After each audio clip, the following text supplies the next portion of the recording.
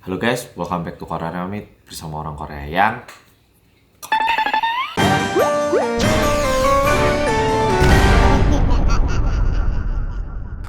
di dua video yang terakhir ini aku ingin menceritakan tentang boneka yang cukup menyeramkan. Mungkin Pol udah tahu beberapa boneka yang terkenal sedikit menyeramkan ataupun ada hantu di dalamnya.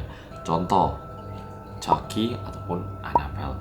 Boneka-boneka seperti ini kita percaya bahwa mereka ini punya arwah ataupun membawa sedikit malapetaka kepada manusia yang ada di sekitar itu, sehingga boneka ini dijauhi, bahkan orang-orang berusaha untuk menghancurkan boneka-boneka ini. Di video kali ini aku mau menceritakan satu boneka yang bernama Mandy.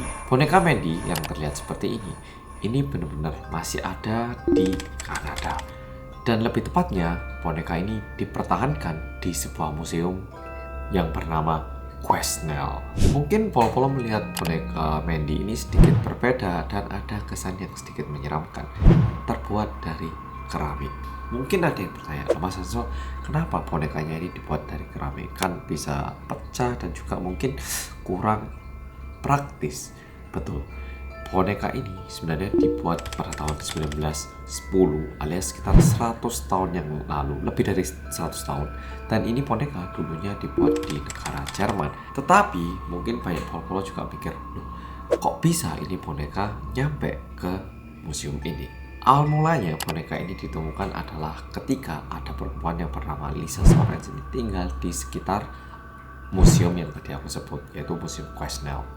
Dia tinggal di salah satu rumah dekat situ, dan setiap malam dia itu mulai mendengarkan suara bayi yang menangis. Kalau enggak, suara bayi yang lagi jalan. Sehingga lama-lama Lisa ini mikir, ini aku salah dengar atau memang ada? Dan itu membuat dia terus berpikir. Dan suatu malam, karena dia udah berulang kali mendengar itu, dia jadi yakin ini pasti ada sesuatu. Dan dia mulai mendengarkan dengan baik-baik dan mencari sumber suaranya itu dari mana. Dan saat dia ikuti perlahan-lahan, dan di situ dia menyadari bahwa suara itu berasal dari lantai bawah rumahnya. Mungkin kalau Pol udah nonton nih film ataupun drama Amerika, mereka itu kan selalu punya kayak basement, ruang bawah tanah yang digunakan untuk menyimpan barang-barang ataupun ya fungsi yang tidak biasanya kita punya di rumah-rumah Asia ini. Nah, Lisa ini masuk ke situ, dan di situ dia menemukan boneka Mandy ini. Pertamanya ketika dia menemukan boneka ini, dia tidak merasa takut atau aneh. Sehingga yang terpikirkan pada Lisa adalah, oh yaudah aku kasih ke anakku aja, siapa tahu anakku suka. Dan saat bonekanya ini diberikan kepada putrinya, bisa dibilang untung, bisa dibilang sayangnya, putrinya ini tidak terlalu bereaksi dengan boneka Mandy ini, alias dia nggak terlalu tertarik. Nah, pertamanya ya udahlah dibuat mainan aja, nggak suka ya nggak apa-apa, taruh rumah kayak gitu. Mulai berjalannya waktu, tetangganya Lisa itu mulai tahu kalau Lisa itu punya boneka yang bernama Mandy ini. Dan tetangganya reaksinya itu semua pada kaget. Kamu punya boneka itu, kamu dapat dari mana? Kayak gitu. Lisa pertamanya cuma mengira kayak, oh ini mungkin boneka yang dulu sempat ngetren atau gimana.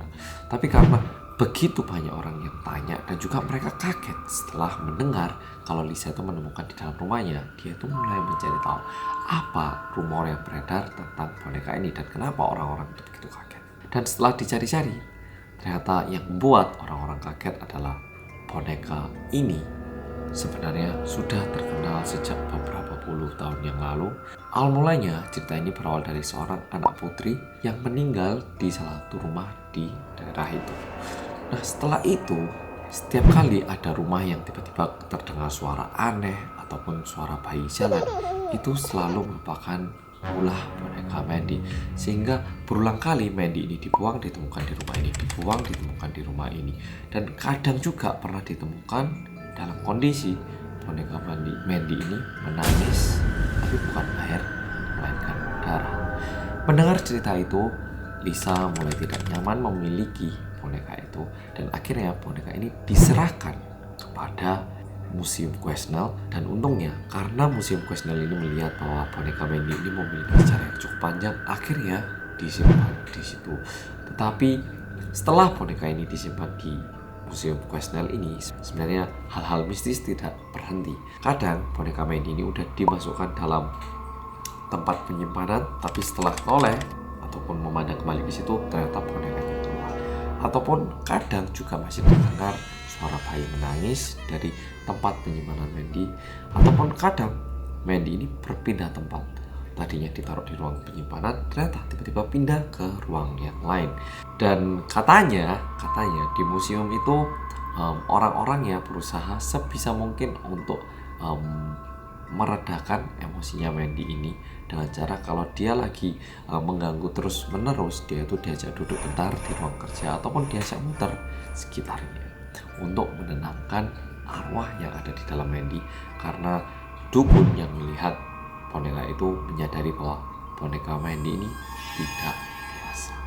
Nah, mungkin buat pol-pol yang suka hal-hal mistis dan benar-benar tertantang, apalagi kebetulan tinggal di Kanada ataupun mau pergi liburan ke Kanada, bisa nyobain untuk melihat boneka Mandy. Bisa langsung dikunjungi. Fotonya kayak gini. Menurutku boneka ini sudah lumayan ngeri karena terbuat dari porselin, berbeda dengan boneka-boneka biasanya. Tetapi ada retakan tepat di bagian matanya yang membuat kesannya itu jauh lebih menyeramkan lagi. Nah, gimana Polo?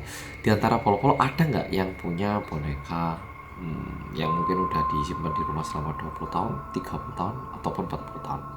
Mungkin bangun di sebuah hari dan tiba-tiba bertatap mata dengan boneka itu, ataupun ada cerita lain. Oke Polo, video kali ini sampai di sini. Mungkin kalau Polo juga punya boneka yang menyeramkan, tuliskan di bawah ini biar kita bisa saling tahu. Dan ada nggak sebuah cerita ataupun kisah yang menyeramkan yang pernah Polo alami.